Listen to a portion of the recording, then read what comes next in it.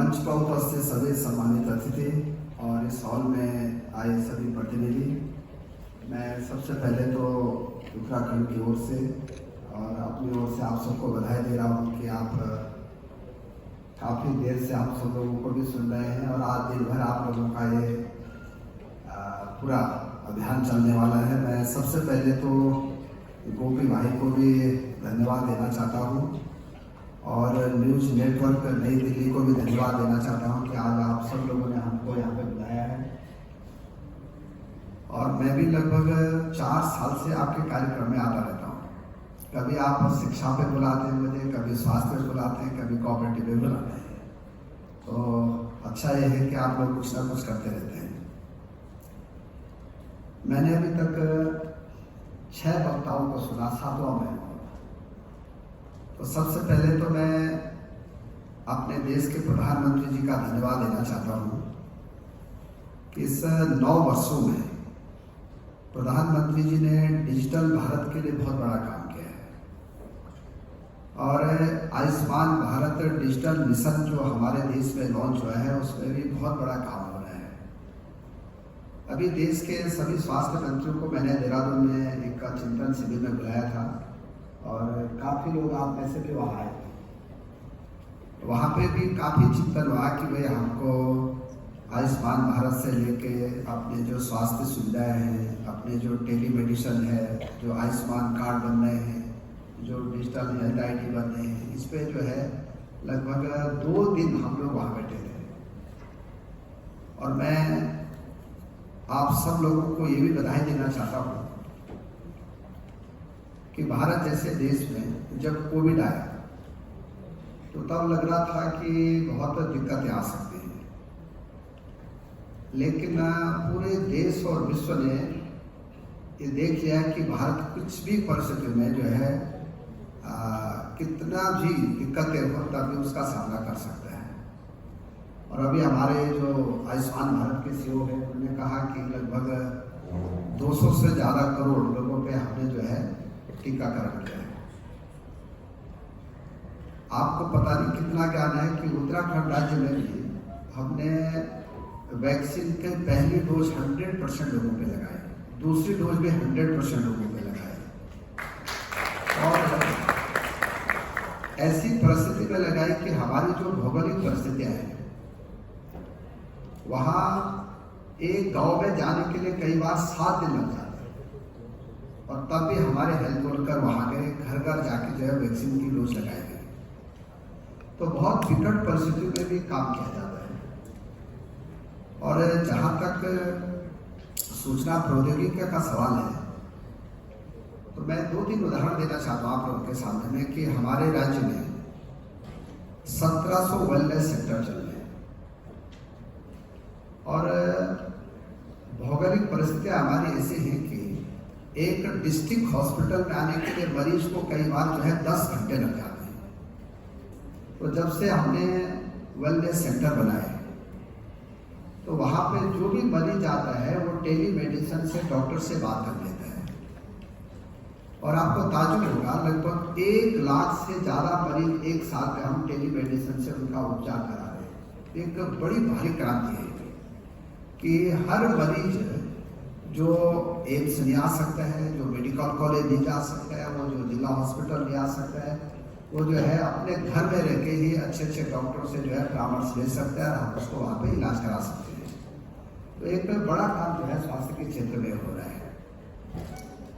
दूसरा, आयुष्मान भारत जब से आया तो तब से करोड़ों लोगों का इलाज फ्री हो रहा है। उत्तराखंड तो ऐसा राज्य है कि आयुष्मान वहाँ सबके लिए, हर व्यक्ति, और हम लगभग 7 लाख लोगों का इलाज फ्री कराते हैं, लगभग 1500 करोड़ रुपए खर्च करते हैं। और अभी मैं आपसे बात कर रहा था गर्व जी से कि देश का पहला राज्य हमारा जो कि हम आयुष्मान में 1 हफ्ते में सबका पेमेंट कर लेते हैं। 1 हफ्ते से ज़्यादा अगर पेमेंट किसी का होगा तो उसकी तनख्वाह से कटेगा जिसने पेमेंट होगा है। तो ये भी हम लोग कर रहे हैं। लेकिन मैं यहाँ पे 2-3 बातें कहना चाहता हूँ कि भारत की जो भौगोलिक परिस्थितियाँ हैं, कई बार 5T के जमाने में भी वो बहुत दिक्कतें होती हैं। हमारे जो 15,000 ग्राम सभाएं हैं, अभी 4G और 5G जाने में वहां लगभग 5 साल और लगते हैं, ऐसा मुझे लगता है। आपको पता नहीं कितना ज्ञान है, आपको लोग कितने लोग उत्तराखंड आ रखे मैं नहीं जानता हूँ, लेकिन अभी मैं बद्रीनाथ और केदारनाथ में 50 बेड का हॉस्पिटल बना रहा हूँ।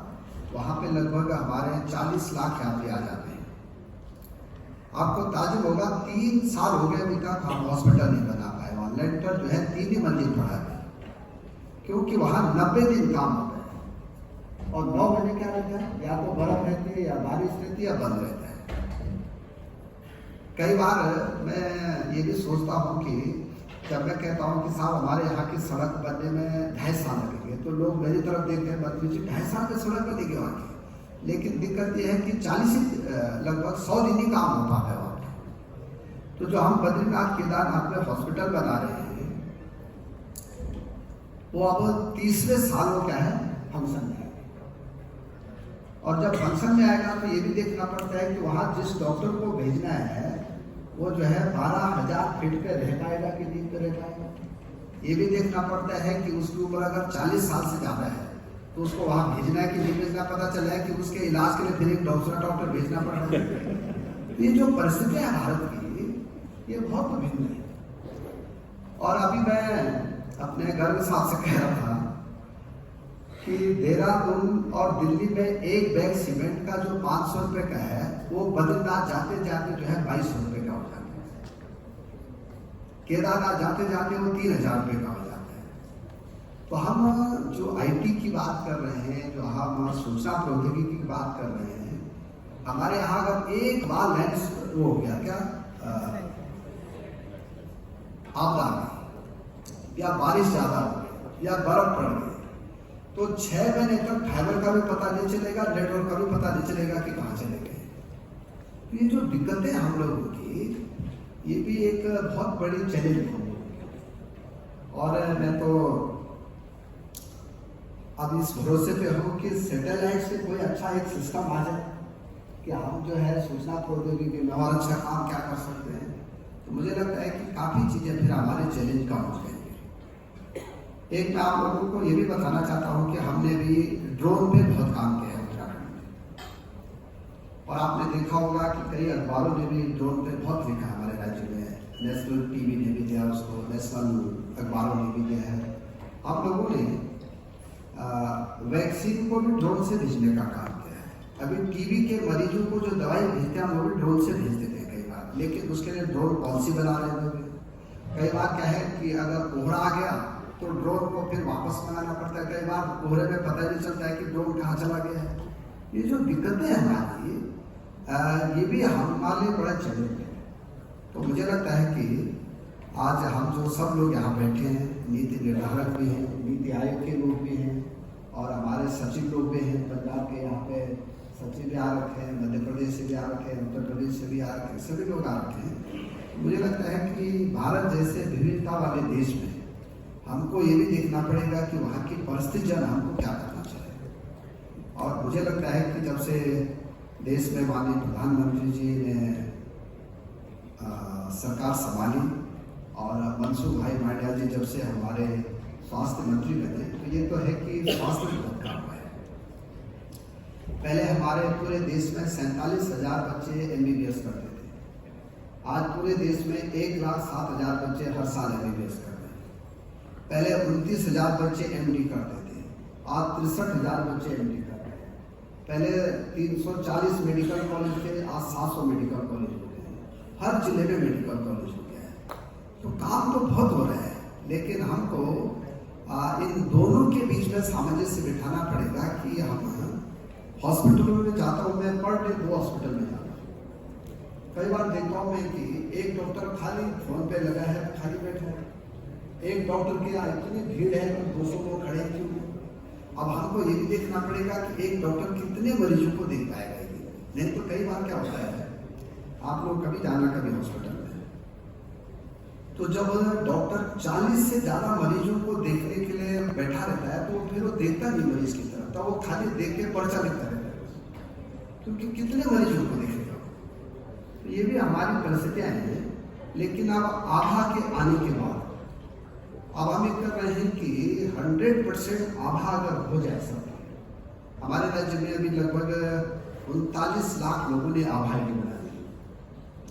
अगर ये हो जाए तो 50 मिनट प्रत्येक मरीज के बच सकते हैं कि हम पहले से जो है वहाँ अपने आभा आईडी जमा कर दें और डॉक्टर को पूरा पता रहेगा कि भाई मरीज पे क्या क्या दिक्कतें हैं, कब कब क्या आ रहा है इसको।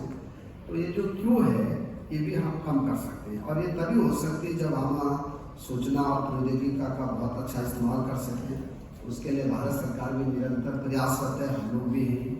और मैं कह सकता हूँ कि अब स्वास्थ्य के क्षेत्र में हर दृष्टि से बहुत काम हो रहा है। आपको पता नहीं कितना ज्ञान है कि हमारे राज्य में हम लोग 280 जांचें फ्री करा दी और लगभग एक दिन में 2000 से ज़्यादा लोग फ्री जांचें करा दी। हमारे यहाँ अगर गर्भवती महिला को अगर हॉस्पिटल लाना है तो जहाँ तक रोड है वहाँ तक तो हमारी एम्बुलेंस जाएगी, लेकिन जहाँ रोड नहीं है हम उनको पालकी देते हैं या डंडी करनी देते हैं, उसके भी 2000 रुपये देते हैं। जो 4 लोग पालकी में बिठा के लाते हैं महिला को हॉस्पिटल तक, उनको भी 2000 रुपये देते हैं सरकार की तरफ से, ताकि गर्भवती महिला को जो है कोई दिक्कत ना रहे। ये काम भी हम लोग कर रहे हैं। कई बार क्या होता है कि बहुत क्रिटिकल मरीज हो जाता है, कई बार केदारनाथ में आदमी की तबीयत खराब हो जाती है, तो हमने एयर एम्बुलेंस सेवा भी शुरू की है। 72 लोगों की जान हमने 1 महीने में बचाई है, जो केदारनाथ यात्रा पे गए थे और उनको हमने एम्स लाए निःशुल्क बात है। ये काम भी हम लोग कर रहे हैं और मुझे लगता है कि फिर कभी समय होगा तो एक प्रेजेंटेशन ध्यान दे सकते हैं कि हम लोग क्या क्या कर रहे हैं। एक बार फिर मैं आप सब लोगों को अपनी ओर से बधाई दे रहा हूँ और ये भी निमंत्रण दे रहा हूँ कि कभी धार्मिक यात्रा करनी हो तो आप हमारे राज्य में जरूर आना, मुझे फोन कर लेना, ठीक है। और मैं आप सब लोगों को अपनी ओर से बहुत बहुत धन्यवाद देना चाहता हूँ कि आप लोगों ने आज अच्छा टॉपिक रखा है। कुछ बातें निष्कर्ष जब निकलेगा तो कुछ मुझे भी आप लोग बता देना कि मंत्री जी हम अपने राज्य में और अच्छा क्या कर सकते हैं। वैसे तो विष्ट जी बैठे हैं यहाँ पे, ये अम्बा के हॉस्पिटल को देखते हैं और बहुत अच्छा हॉस्पिटल में केरल भी गया हूँ उनके हॉस्पिटल को देखने के लिए। पूरे विश्व में मुझे लगता है कि बहुत चुनिंदा हॉस्पिटल ऐसे हुए जैसे कि क्या अमृताबाई जी का हॉस्पिटल है। तो अच्छे अच्छे लोग भी काम कर रहे हैं और मैं अपनी ओर से सबको बधाई दे रहा हूँ, धन्यवाद दे रहा हूँ कि आप लोगों ने मुझे भी आमंत्रित किया है।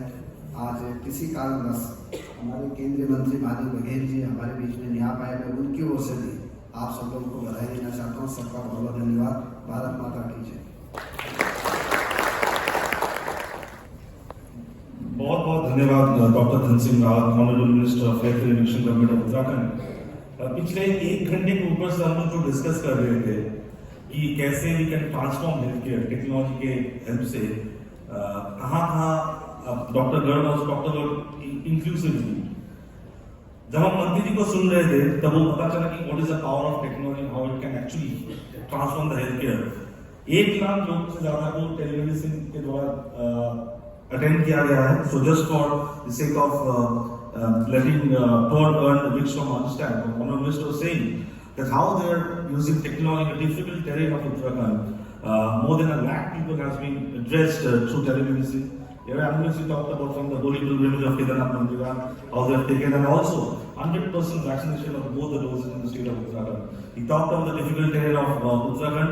I have walked in Uttarakhand. I go from Almora to Chamon. We have to drive down 12 hours. So you understand how can you can deliver healthcare in those difficult terrains and how technology can be enabled in that. So a big round of applause for the people of Uttarakhand and the state of Uttarakhand, Honorable Minister.